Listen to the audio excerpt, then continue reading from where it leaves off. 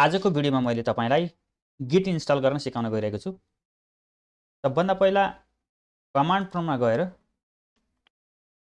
Git भनेर मैले लेख्छु।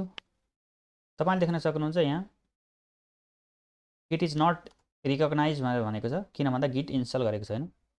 हामीले गिट इन्स्टल गरेर फेरि देख्नेछौँ। तपाईले आफ्नो ब्राउजर ओपन गर्नु होला। ब्राउजरमा गएर गिट डाउनलोड भनेर टाइप गर्नु होला। तपाईले देख्न सक्नुहुन्छ यहाँ पहिलो लिंक छ git-acm.com/downloads लाई क्लिक गर्नु होला।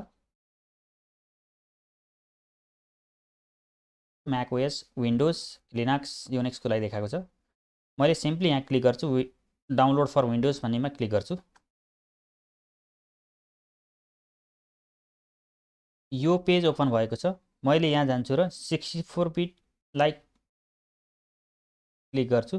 तपाईले देख्न सक्नुहुन्छ यहाँ डाउनलोड भइरहेको छ।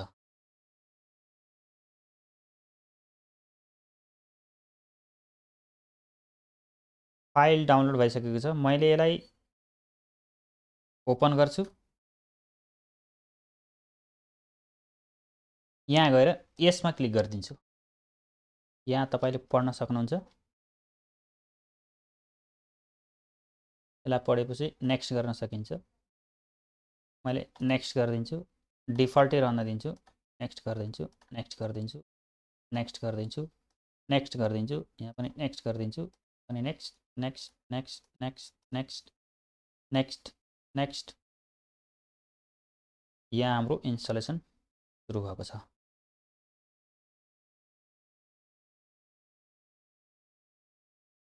तपाईले देख्न सक्नुहुन्छ मेरो सिस्टममा गिट इन्स्टल भएको छ।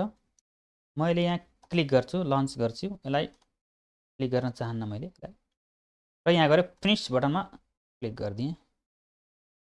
तपाईले देख्न सक्नुहुन्छ गिट ब्याच तपाईको यहाँ लन्च भएको छ। यहाँ गएर हामीले मानुस् कि गिट लेख्नुभयो भने गिटको बारेमा जो भी कमान्डहरु छ यहाँ देखाएको छ। मेरो सिस्टममा गिट सक्सेसफुली इन्स्टल भएको छ साथीहरु।